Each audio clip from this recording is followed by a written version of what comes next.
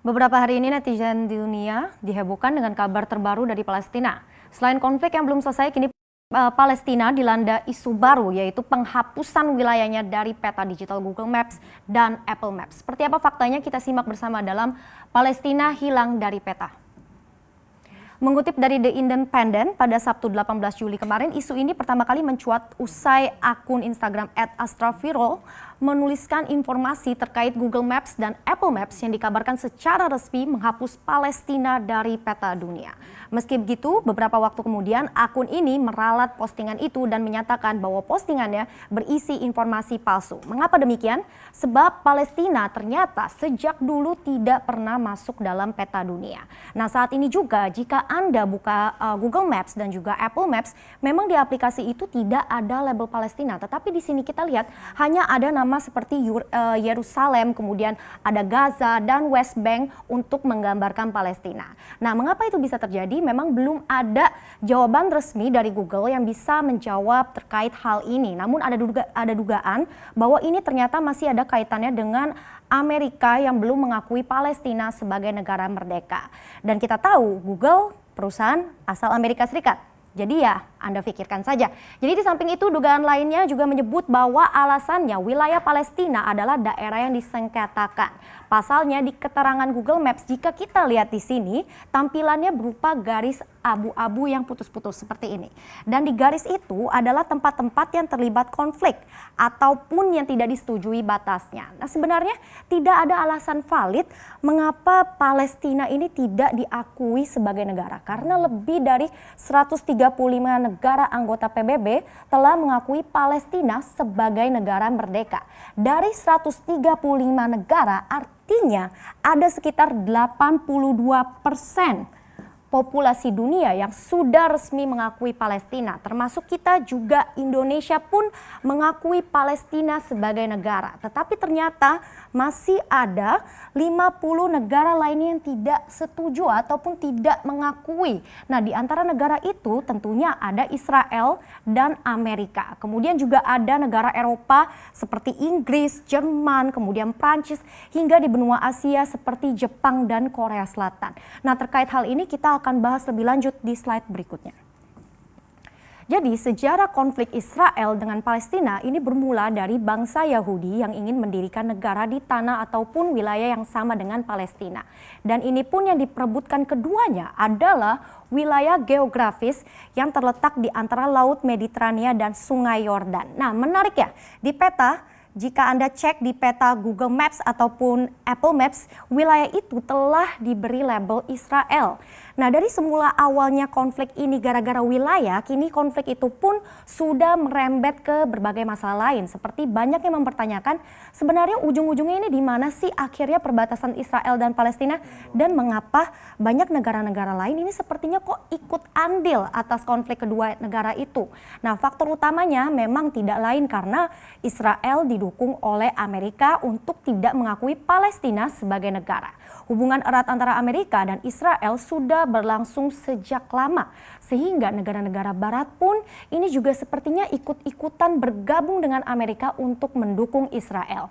Hingga saat ini pencarian solusi terbaik untuk perdamaian ini masih terus dilakukan. Bangsa Palestina pun juga masih memperjuangkan negerinya agar bisa berdaulat dan diakui secara resmi di dunia. Karena faktanya masih ada mayoritas orang Palestina bermukim di wilayah utama itu, meskipun secara bersamaan ada juga populasi besar warga Israel yang juga menetap di sana. Ternyata masih ada negara lainnya juga yang ternyata senasib dengan Palestina. Jika Anda cari keberadaan mereka, Anda tidak dapat menemukannya di Google Maps ataupun Apple Maps. Kita akan lihat. Inilah negara-negara itu. Yang pertama di sini ada Sealand. Negara berdaulat terkecil di dunia ini berjarak 13 km dari garis pantai Inggris. Kita lihat dari gambar ini, negara kecil ini hanya terletak di atas tongkang tinggi tepat di antara wilayah Inggris dan Eropa. Nah, lucunya di sini adalah baik Inggris dan Eropa tidak pernah mengklaim, sehingga akhirnya pada tahun 1966 Roy Bates, mantan prajurit militer Inggris, mengklaim wilayah itu. Jadi ini cukup unik sekali. Negara terkecil hanya terletak di tongkang seperti ini. Nah, negara berikutnya ada Crimea yang terletak di pantai utara Laut Hitam dan menjadi satu-satunya perbatasan darat dengan Ukraina Utara. Crimea memiliki wilayah yang relatif luas, yaitu hanya 27.000 km persegi. Nah, Crimea juga berkali-kali berpindah aneksasi. Jadi pada tahun 1783, Crimea pernah dianeksasi ataupun dicaplok oleh Rusia menjadi republik sebagai bagian Uni Soviet. Sampai puluhan tahun lamanya, kemudian Crimea ini ternyata sempat beralih juga menjadi bagian dari Ukraina. Lalu pada akhirnya pada 2014, Crimea ini balik lagi dicaplok oleh Rusia. Memang cukup membingungkan kalau kita lihat di sini sejarah negara ini, namun terlepas hal itu, Crimea termasuk hotspot bagi wisatawan. Di tahun 2014 silam, Crimea masuk dalam daftar 20 tujuan teratas untuk berpergian di dunia versi National Geographic. Jadi sayang sekali ya. Oke, kita lihat selanjutnya daftar negara yang tidak dianggap ternyata tidak terhenti di slide tadi. Kita lihat ini masih ada lagi terletak di tengah-tengah Amerika Serikat. Ternyata ini ada juga Republik Lakota dengan populasi lebih dari 100.000 orang. Nah, sejarahnya Lakota ini sempat melakukan kesepakatan bersama dengan pemerintah Amerika sebagai perjanjian agar warganya bisa hidup di wilayah Black Hills. Tetapi selama lebih dari 1 abad, pemerintah Amerika seakan lupa dengan negara bagian kecil ini. Sampai-sampai pada tahun 98, Amerika pun menyatakan permintaan maaf. Pada akhirnya pengadilan Amerika memutuskan memberi kompensasi kepada Lakota sebesar hampir 600 juta dolar. Tetapi permintaan maaf itu dan juga dana kompensasinya ini ditolak. Republik Lakota pada akhirnya menyatakan penarikan resmi dari Amerika di tahun 2007. Kita ke benua Afrika, di sini juga ada Barat Selen dengan populasi 3,5 juta, di mana mayoritas masyarakatnya ini berasal dari orang-orang dari seluruh Afrika, terutama Kongo. Negara yang dipimpin oleh keluarga kerajaan ini melepaskan dari tetangganya Nigeria dan menyatakan kemerdekaannya sejak tahun 2012. Dan kita beralih ke mungkin dari benua tetangga kita di Australia, ternyata juga ada negara berskala mikro bernama Republik Murawari. Nah, republik ini terletak di daerah kecil berbatasan dengan New South Wales dan juga Queensland. Di sini kita lihat.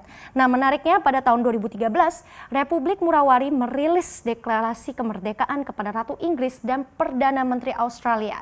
Jadi melalui surat, mereka meminta Ratu Elizabeth II untuk membuktikan legitimasi atas tanah mereka. Mereka pun memberi waktu 30 hari bagi Sang Ratu dan PM Australia ini untuk merespon, tetapi ujung-ujungnya tidak direspon. Nah, sehingga akhirnya mereka langsung saja resmi mengklaim kemerdekaan. Tetapi sayangnya deklarasi kemerdekaan itu tidak diakui oleh pemerintah Australia. Wilayah mereka pun tidak pernah muncul di Google Maps ataupun Apple Maps. Jadi perjuangan senasib dengan Palestina ini ternyata juga dialami oleh negara di berbagai belahan dunia. Meski nama-nama negara ini terlihat ataupun terasa sangat asing didengar, tetapi faktanya eksistensi mereka benar-benar nyata kok. Jangan sampai gara-gara konflik ataupun sejarah semata, dunia jadi tidak pernah tahu bahwa mereka sebenarnya ada.